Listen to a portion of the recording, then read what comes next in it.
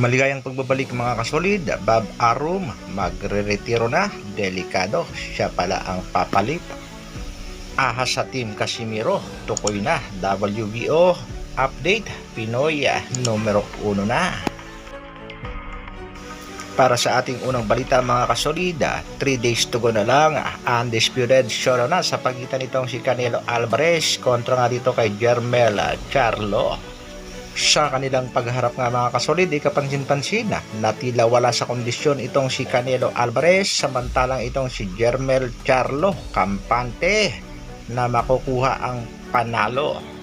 Kayo mga kasolid, sino sa palagay nyo ang llamado sa laban? Katapusan na kaya ng karera nitong si Canelo Alvarez? Samantala, bakbakan sa pagitan nitong si Takuma Inoue at Jerwin Ancajas tuloy na rin nga mga kasolid sa buwan ng Nobyembre. Pagkakataon na para sa ating kababayang si Pretty Boy upang makabalik ulit sa trono.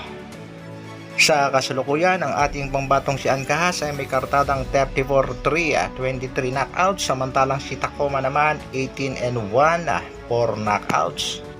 Nagbigay naman ng pahayag itong si Takuma Inoue at sinisigurado daw niyang mapapanatili ang WBA Bantamweight title. Kaya yan ang ating isa pang aabangan mga kasolid. Sa kabilang dako naman mga kasolid, good news naman sa ating pangbatong si Raymart Gaballo dahil sa latest update ng WBO, nangunguna na nga ang ating pangbatong si Gaballo. Si Raymart ay may kartadang 26-1 with 21 knockouts at nakakalamang mapapalaban sa isang kampyonato kontra nga dito kay Jason Moloney, ang kasulukuyang WBO Bantamweight Champion. Marami naman ang nagsasabing dapat baguhin ni Gaballo ang kanyang estilo dahil hindi nga daw maganda ang kanyang performance ipinakita laban kay Michael Bravo. Sa kabilang balita naman mga kasolid, dahil nagkakaedad na nga itong si Bob Arum, ay balita na rin ang pagretiro nitong Hall of Famer na promoter.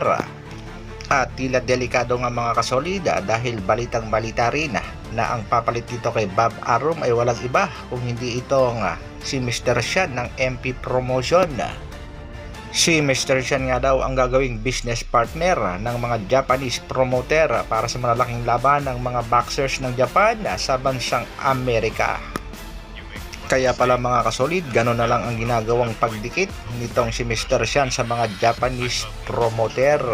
Napakatalino talaga nitong MP President, Mr. Sean Gibbons.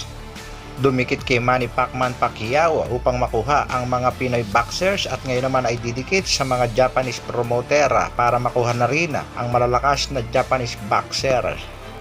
Kung sa bagay, malakas talagang mag-match up itong si Mr. Sean Gibbons ng mga laban. Para naman sa ating huling balita mga kasolid, bakbakan sa pagitan nitong si Casimiro at Oguni. Balitang balita na nga na nagkakaubusan na ang tiket at sa katunayan nga daw ay pinapakyaw na ng mga fans nitong si Naoya Inoue ang mga tiket. Sa latest na pahayag nga nitong si Kuya Lods Jason Casimiro ay nagkakagulo ng araw ang mga Japanese boxing fans, lalong-lalo na ang mga fans nitong The Monster ng Japan na sa pagbili ng mga tiket. Sa katunayan nga daw ay gusto ng mga Japanese boxing fans na masaksihan kung paano lumaban ang nag-iisang angas ng Pinas sa kanilang kababayang si Yoshinori Oguni. At kung mananalo nga daw si Alas ay excited na sila para sa match-up ng bakbakang Casimiro Inoue. Sa kasagsagan naman ng pag-iensayo ng ating pangbatong si General Casimiro ay natukoy nga ang isang ahas na nasa loob ng kanyang planeta.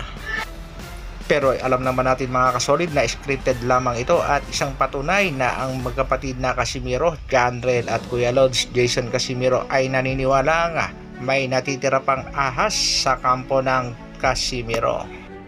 Alam nyo naman siguro ang ibig sabihin ng ahas sa Team Casimiro, kaya ingat-ingat palagi ang Casimiro Brothers upang hindi masira ng tuluyan ang karera ng nag-iisang angas ng Pinas, Cuadro Alas, Janrel Casimiro. Huwag magpadala sa mabubulaklak na pananalita na sa kalaunan naman ay merong self-interest. Hanggang dito na lang muna mga kasolid. Isang like naman dyan. At sa mga bagong mapagpagawin sa aking munting channel, pasubscribe naman. Maraming salamat sa patuloy na pagsuporta at panonood. Mabuhay, Dr. Alvin Vlogs. Brr.